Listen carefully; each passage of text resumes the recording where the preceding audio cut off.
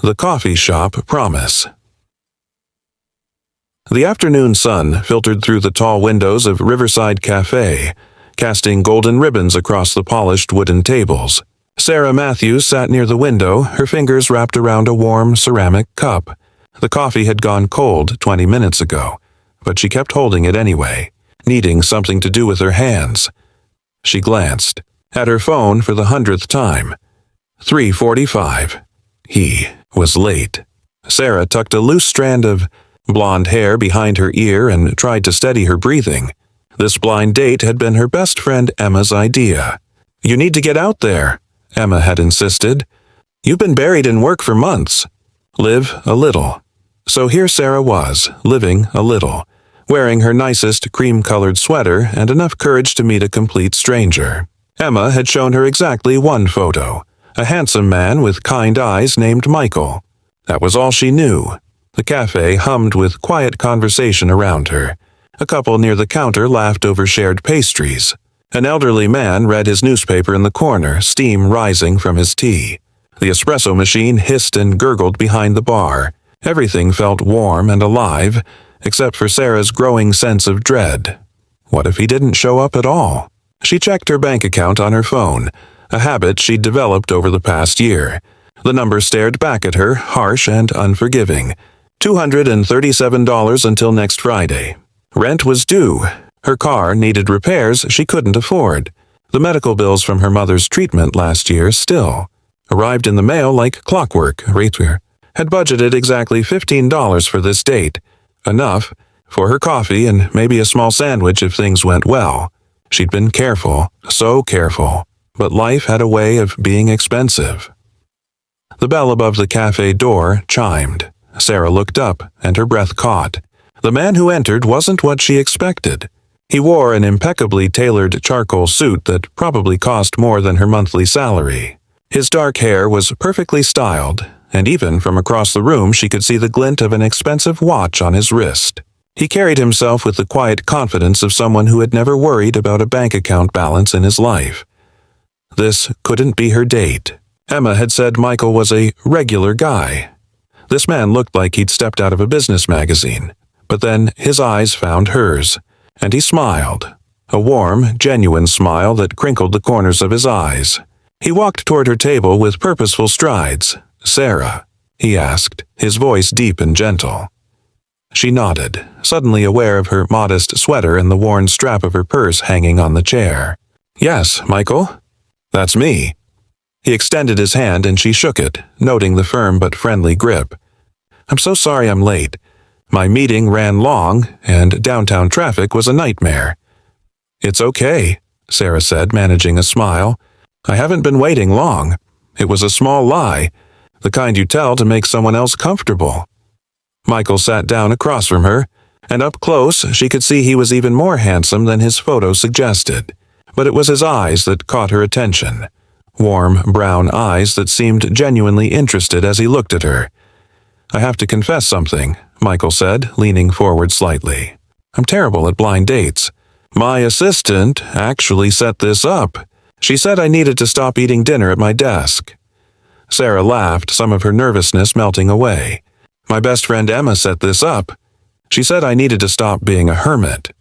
"Sounds like we both have people looking out for us," Michael said with a grin. A waitress appeared beside their table, notepad in hand. She was young, with bright red lipstick and a friendly smile. "What can I get for you folks today?" Michael glanced at the menu. "I'll have the house blend coffee and—" He looked at Sarah. "Have you eaten?" "The sandwiches here are incredible." Sarah's stomach tightened. She thought of her budget, of the $15 she'd allocated, of the bills waiting at home. "I'm okay with just coffee, thanks." The waitress nodded, but Michael tilted his head slightly, studying Sarah with those perceptive eyes. "You know what? I'm actually starving. Would you join me? I hate eating alone, and I hear their turkey club is amazing." Sarah hesitated. Pride warred with hunger and the genuine kindness in his expression. "I really shouldn't, please," Michael said simply. "It would make me more comfortable." There was something in the way he said it, without pressure or presumption, that made Sarah nod. "Okay, the turkey club sounds good." 2 turkey clubs, Michael told the waitress. And how about we add some of those sweet potato fries? And, actually, could you bring us a sampler of your desserts, too?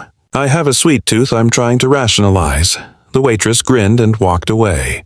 Sarah felt her anxiety spike. The bill was climbing higher and higher in her mind. She did quick mental math, the sandwiches, the fries, the desserts. This was easily going to be $60 or $70. She didn't have that. She couldn't afford this. But Michael was already asking her questions, genuinely interested questions about her life, her work, her dreams. Sarah found herself relaxing despite her worries, talking about her job as a graphic designer at a small firm, about how she loved creating things that made people happy. I always wanted to do something creative, Michael admitted, but I ended up in the corporate world instead. My father's company. It's not exactly art. What does your company do? Sarah asked. Commercial real estate development, Michael said, and something in his tone suggested he'd rather talk about anything else. But enough about work. Tell me about the best thing you've designed recently. The food arrived, and it was as delicious as promised. They talked and laughed, sharing bites of dessert and stories about their childhoods.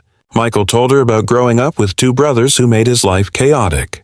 Sarah shared memories of her mother's kindness and her father's terrible jokes. For a while, Sarah forgot about everything. The bills, the worry, the anxiety. She was just a woman having coffee with an interesting man who made her laugh. But then the check came. The waitress set the small black folder on the table, and Sarah's heart dropped into her stomach. She reached for her purse, trying to maintain her composure, but her hands were shaking slightly. Michael picked up the check before she could even open her wallet. Please, Sarah said quickly. Let me contribute. It's on me, Michael said firmly but kindly. He pulled out a credit card without even looking at the total. No, really, I should pay my half, Sarah insisted, feeling her cheeks flush with embarrassment. This was exactly what she'd been afraid of. Michael looked at her directly, his expression serious but gentle. Sarah, I invited you to eat with me. This is my treat. Please let me do this. There was no pity in his voice, no condescension, just simple, honest kindness. Sarah's eyes stung with unexpected tears. She blinked them back quickly, nodding. Thank you, she whispered. Michael's expression softened. You know, I can tell you're someone who's used to taking care of everything yourself. I recognize it because I'm the same way. But sometimes it's okay to let someone else treat you. It doesn't mean you're weak or incapable. It just means you're human. Sarah looked up at him, really looked at him, and saw past the expensive suit and the obvious wealth. She saw someone who understood, who had his own struggles even if they were different from hers. I lost my mom last year, Sarah found herself saying. The medical bills. They were more than I expected. I'm working through it, but it's been hard. I almost canceled today because I couldn't really afford to go out. That sounds pathetic, doesn't it? It sounds human, Michael said quietly. And brave. You showed up anyway. That takes courage.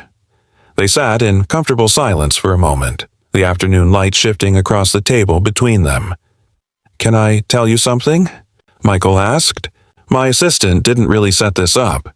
I asked Emma, I know her through a business connection, if she had any single friends. I was tired of dating people who only saw the company, the money, the status. I wanted to meet someone real.